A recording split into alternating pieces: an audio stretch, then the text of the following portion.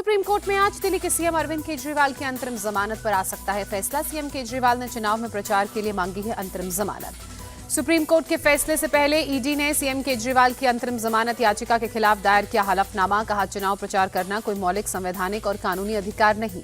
ED ने अपने हलफनामे में लिखा, केवल चुनाव प्रचार अभियान के लिए केजरीवाल को अंतरिम जमानत देना समानता के नियम के खिलाफ होगा।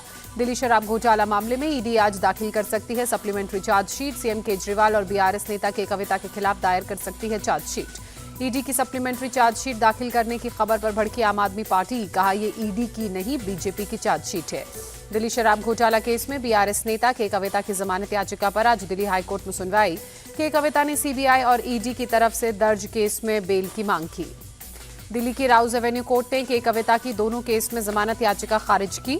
ईडी ने 15 मार्च को के कविता को गिरफ्तार किया था। मध्य प्रदेश के रतलाम में कांग्रेस उम्मीदवार कांतिलाल भूरिया के बयान पर विवाद उठा। कहा, हर महिला को 1 लाख और जिसकी 2 पत्नी हो उसे 2 लाख देगी कांग्रेस।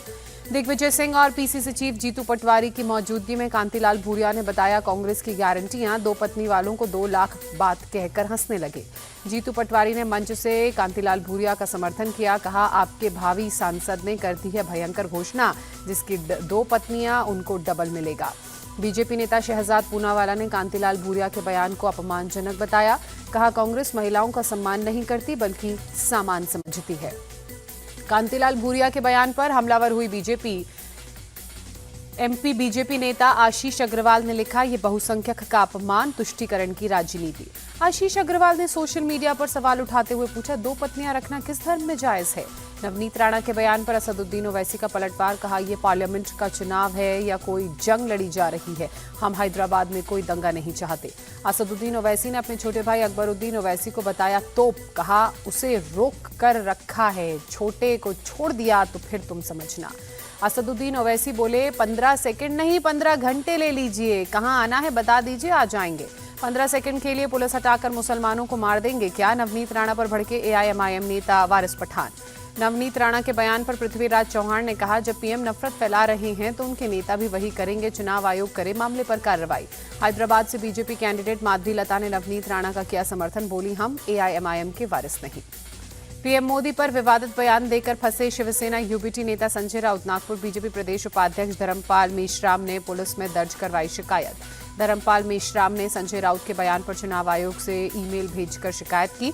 संजय राउत ने पीएम मोदी की मुगल बादशाह औरंगजेब से की थी तुलना। इंडी गठबंधन का डेलीगेशन आज शाम 5 बजे चुनाव आयोग से मुलाकात करेगा। चुनाव प्रचार के दौरान दिए जा रहे भाषणों की शिकायत करेगा। पीएम मोदी आज महाराष्ट्र, तेलंगाना और उड़ीसा में चुनावी प्रचार करेंगे। महाराष्ट्र के नंदुरबार में सुबह 11:30 बजे जनसभा को संबोधित करेंगे। पीएम मोदी तेलंगाना के महबूब नगर और हैदराबाद में जनसभा को संबोधित करेंगे। रात 8:30 बजे भुवनेश्वर में रोड शो करेंगे। केंद्रीय गृह मंत्री अमित शाह की आज झारखंड और पश्चिम बंगाल में रैली। खूंटी, नाडियाड और बीरभूम में करेंगे जनसभा। आसनसोल में road show. CM Yogi Adityanath आज यूपी में संभालेंगे प्रचार की कमान। सुबह 11:30 बजे गोरखपुर और दोपहर 3 बजे बहराइच में जनसभा। गोरखपुर से बीजेपी उम्मीदवार रवि किशन आज करेंगे नामांकन दाखिल। सीएम योगी आदित्यनाथ रहेंगे मौजूद।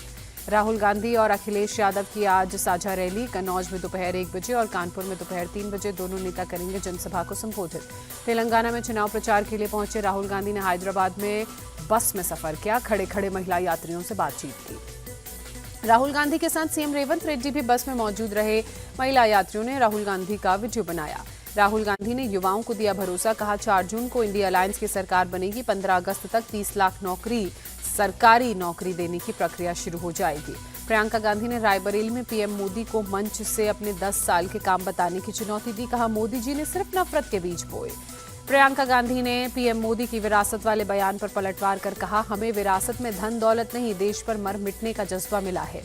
प्रियंका गांधी ने इंदिरा गांधी और राजीव गांधी की शहादत का जिक्र किया। कहा, एक सदस्य को मारोगे दूसरा खड़ा हो जाएगा, हम झुकने वाले नहीं हैं। सीएम योगी ने सीतापुर में राम मंदिर का जिक्र करते हुए विपक्ष पर हमला बोला। कहा, पूरा चुनाव राम भक्तों और रामद्रोहियों के बीच में बंट गया है। सीएम योगी ने कहा, विकास के साथ विरासत का सम्मान जरूरी, अपराधियों का होगा राम नाम सत्य। यूपी के कन्नौज में सपा सांसद डिंपल यादव ने लोगों से की अखिलेश यादव को वोट देने की अपील। कहा, लोग विकास के लिए अखिलेश यादव जी को चुनेंगे। पटना साहिब में आज रविशंकर प्रसाद नॉमिनेशन फाइल करेंगे। बिहार के दोनों डिप्टी सीएम सम्राट चौधरी और विजय सिन्हा मौजूद रहेंगे। झारखंड की गोड्डा सीट से बीजेपी उम्मीदवार निशिकांत दुबे करेंगे पर्चा दाखिल। सुबह 10 बजे बजे करेंगे नामांकन। झारखंड की दुमका सीट से बीजेपी उम्मीदवार सीता सोरेन करेंगी नामांकन दाखिल। पूर्व सीएम हेमंत सोरेन की भाभी हैं सीता सोरेन। वाराणसी से कांग्रेस उम्मीदवार अजय राय आज करेंगे नॉमिनेशन फाइल। नामांकन से पहले निकालेंगे साइकिल जुलूस। आबादी वाली रिपोर्ट पर सियासत तेज। सुधांशु त्रिवेदी ने कहा, कांग्रेस के तुष्टीकरण की वजह से ही मुसलमानों की आबादी बढ़ी। केंद्रीय मंत्री गिरिराज सिंह ने कहा, जिस रफ्तार से मुस्लिम पॉपुलेशन बढ़ रही है उससे हिंदुओं के अल्पसंख्यक बनने का खतरा बढ़ा। प्रियंका गांधी का पलटवार, कहा बीजेपी असली मुद्दों की बात नहीं करती, सिर्फ ध्यान भटकाती है। राहुल गांधी ने दिया जवाब, मोदी नहीं बनने जा रहे प्रधानमंत्री, इसलिए वो मुद्दों से भटकाएंगे। शरद पवार ने कहा, 3 चरण की वोटिंग से पीएम मोदी घबराए हैं, इसलिए अपने भाषणों में मुस्लिमों की बात कर रहे हैं। बीजेपी केवल हिंदू मुसलमान करके लोगों को लड़ाना चाहती है। पीडीपी चीफ महबूबा मुफ्ती का बयान। कांग्रेस नेता सुप्रिया श्रीनेत का स्मृति ईरानी को चैलेंज, महिलाओं के मुद्दे पर मुझसे डिबेट करें। बीजेपी नेता शिवराज चौहान का बयान, जनता का विश्वास बीजेपी पर है, इसलिए बीजेपी 370 से ज्यादा सीटें जीतेगी। दिल्ली की 7 लोकसभा की सीटों के लिए 162 उम्मीदवार किस्मत आजमा रहे हैं। दक्षिणी दिल्ली में सबसे अधिक 28 उम्मीदवारों ने पर्चा भरा।